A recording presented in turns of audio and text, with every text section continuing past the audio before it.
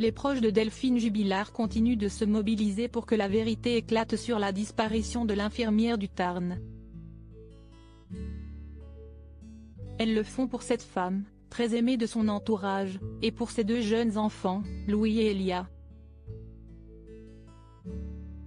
L'une d'elles a publié un message qui pointe clairement du doigt le mari de la trentenaire. Pour les proches de Delphine Jubilard, la culpabilité de son mari Cédric ne fait que peu de doute. Sur Facebook, certaines d'entre elles tiennent une page à sa mémoire et le ont baptisé avec, non pas son patronyme de femme mariée, mais son nom de jeune fille, Osagel. Une façon de détacher la trentenaire de celui dont elle s'apprêtait à divorcer, elle qui souhaitait refaire sa vie avec un nouvel homme. Si est sur ce même compte qu'un message déchirant a été dévoilé en ce mois de juin qui ne fait pas de cadeau au peintre plaquiste que l'infirmière du Tarn voulait quitter.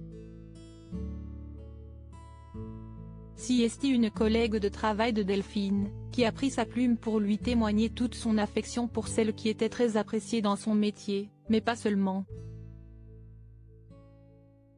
En racontant leurs derniers moments ensemble, préparant la fête de Noël, elle s'interroge sur l'hypothèse d'un départ volontaire de la jeune femme, mais, nous, ses collègues, en tout cas celle de Scheer, nous savons très bien que Delphine n'est pas partie de son plein gré.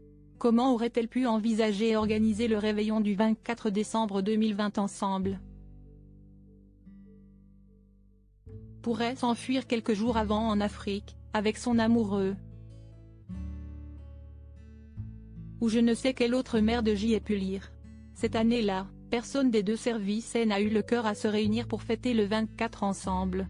Cette amie, certaine qu'on lui a fait du mal, se refuse à désigner un coupable mais ne cache pas beaucoup son avis en soumettant des hypothèses pour savoir à qui profite le crime. À un homme rencontré 6 mois avant avec qui tu avais des projets?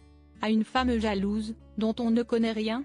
À un mari immature, qui te voyait toujours comme le premier jour où vous vous êtes rencontrés et qui avait ses raisons à ne pas te laisser partir? J'ai ma propre opinion là-dessus,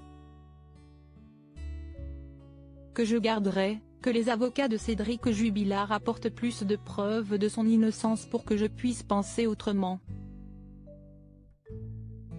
Maître Batik, dont les clients sont Didier et Elisabeth, l'oncle et la tante de Delphine Jubilard, et 3 de leurs enfants, avait d'ailleurs formulé les éléments qui permettent de dessiner le mobile de l'artisan controversé. Cédric Jubilard apparaît comme un mari jaloux de manière compulsive qui voyait sa femme lui échapper.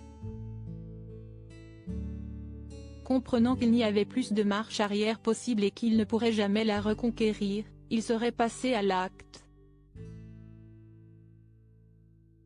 Cédric Jubilard reste présumé innocent des faits qui lui sont reprochés jusqu'au jugement définitif de cette affaire.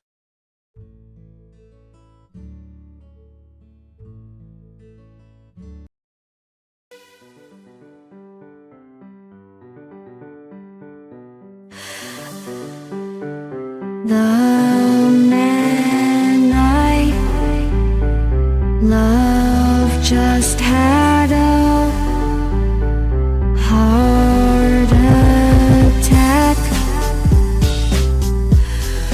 but who needs a heartache?